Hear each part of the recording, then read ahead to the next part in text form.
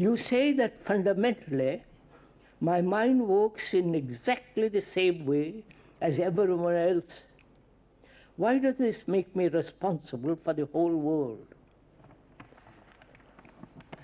You say that fundamentally my mind works in exactly the same way as everyone else.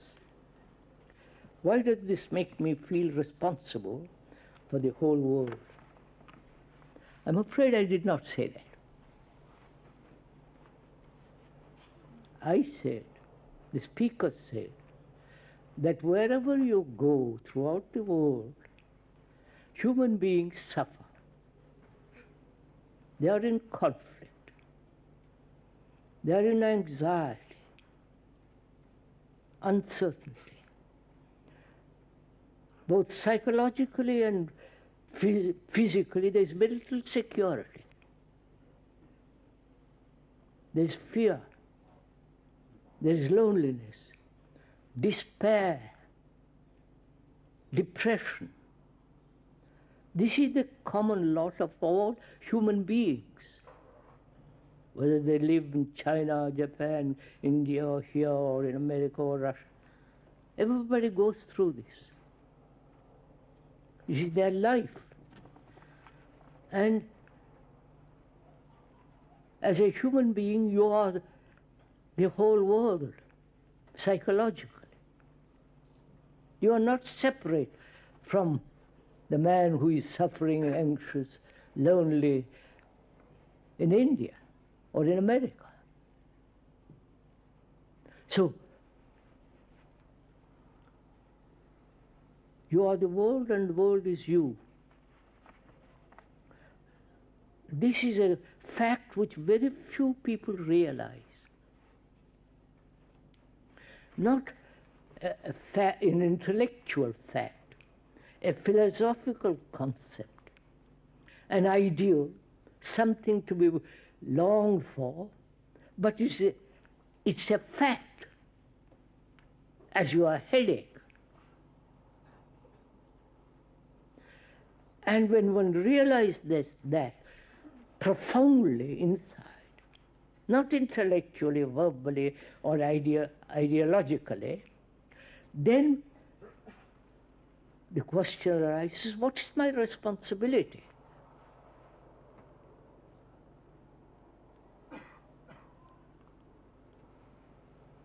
We are asking each other this question, please. What is, when you realize that, not verbal, but in your blood, that you are no longer an individual, which is a great shock for most people. They don't accept that.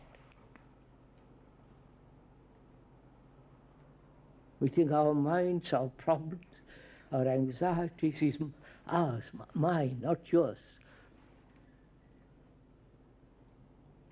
And when one sees the truth of this matter, then what is our responsibility? Not only one has a family, wife and children, one has to be responsible for those, naturally. But what is your responsibility globally?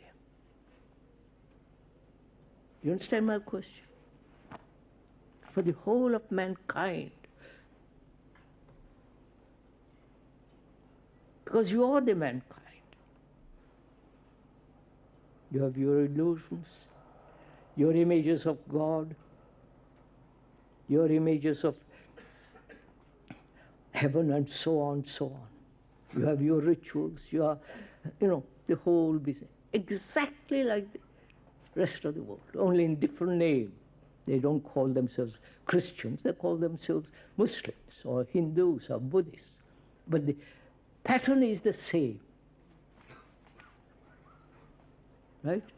So when we realize that, what is our responsibility? That is, how do you respond to the challenge? You understand my question? How do you answer? What's your reaction when you feel that you are humanity.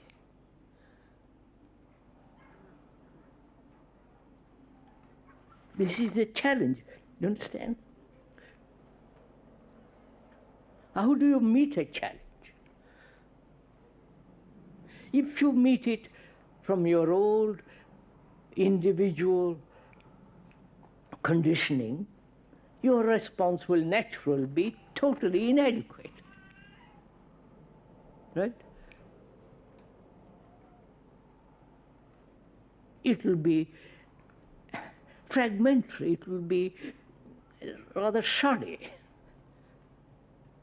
So one has to find out what is our response to this great challenge. Does your mind meet it greatly, or with your fears, with your anxieties, you follow? The little concern about yourself. So the responsibility depends, if I may point out, upon the response to the challenge. If one said, this is your responsibility, join, not League of Nations, but some other nations, form a group, do this and do that, that is not adequate challenge. How do you respond to this challenge psychologically, inwardly? Is it just a flutter, a romantic appeal, or something profound that will transform your whole way of looking at life? Then you are no longer British, American, French, you follow?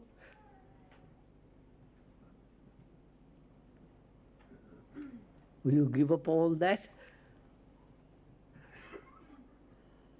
Or merely play with the idea that it's a marvelous utopian concept?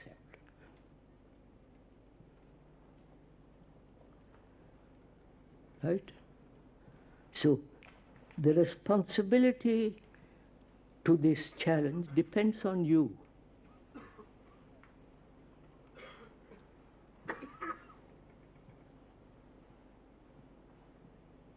Whether your mind is capable of meeting this enormous human wholeness, this human current